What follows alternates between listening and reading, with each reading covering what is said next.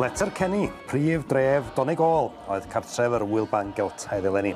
Ar wyl y peth tebycaf erioed i Eisteddfod Ryngwladol y Gwledydd Celtaidd, efo'r cystadlu yn amrywio o'r ffurfiol mewn neuadda a theatra i'r ffwrdd â hi ar balmentydd y dref. Ac i'r Cymru sy'n driw i'r wyl, dyma un o uchaf bwyntiau'r flwyddyn.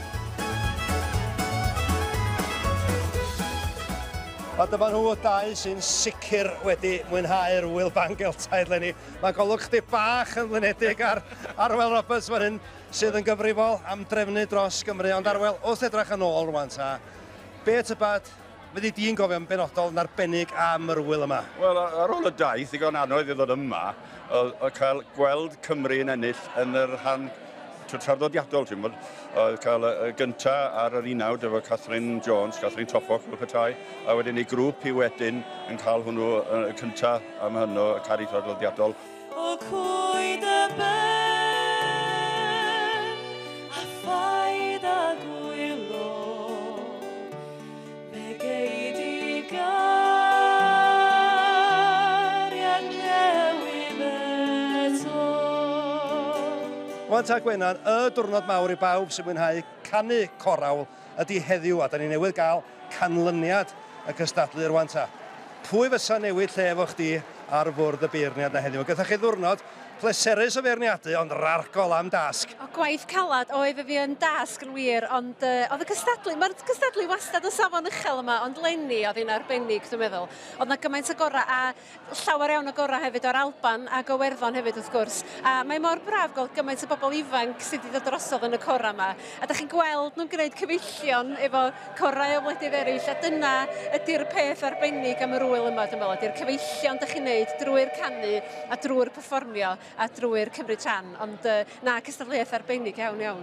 Rhaid gloiwon gwiriw, a'i bochau fel rhosyn yn wridogau. Ac mi ddaeth llwyddiant i'r corameibion.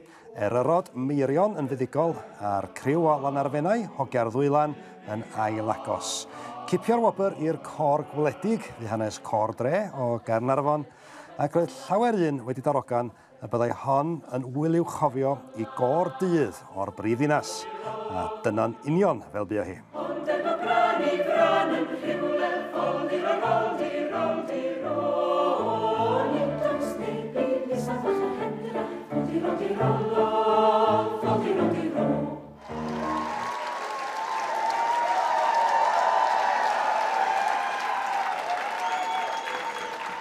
Llon gyfarchiadau rwan ta. Cor dydd yn cipio prif gystadleuaeth gorawl yr Wyl Ban Geltaidd leni. Mae'r prawf yma, dan dy gesel di, hyw llon gyfarchiadau a mae'r cor da chi wrth eich bodda. O, dan wastad, a mae dod i gystadlu, mae'r cor yma, mae'n tro cyntaf yn gystadlu yn yr Wyl Ban Geltaidd, ac oedd yn iawydd rhywbeth cymdeithasol wirioneddol i ddod â pawb at ei gilydd unwaith eto. Dwi'n teimlo bod y penwythnos yma wedi bod yn wirioneddol wych a jyst cymysgu efo cora o wahanol wledydd hefyd. Mae'r awyrgylch wedi bod yn anhygoel yn y lle yma. Ac yn amlwg mae hon yn rhyw eisin ar y gacen yn dydi. Dwi ddim yn gwybod sut da ni'n mynd i fynd â hi'n ôl ar yr awyren, ond mae hwnna rhywbeth i ni feddwl amdano efo fori, ond na, dathlu heno'n sicr. A mi gafwyd cais fan hyn ar derfyn y seremoni cyn cyflwyno, yn ystod cyflwyno'r wobr ar ddyrchog mae ti, mi gafwyd cais am gân fyrfyfyr, a dwi'n meddwl bod chi wedi dewis eich anthem answyddogol fel cor. Wel ia, da ni lwcus iawn yn Jeff Howard fel un o y cyfansoddwyr arbennig na sydd gyda ni yng Nghymru sy'n gwneud y trefniannau mwyaf anhygoel.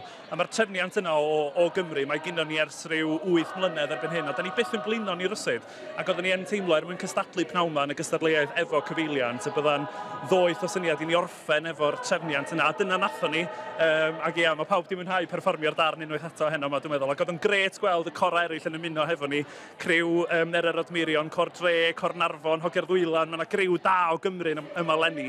A jyst pawb yn cyd-dynnu a jyst rhyw deimlad ffres iawn ynglyn â'r cystadlu.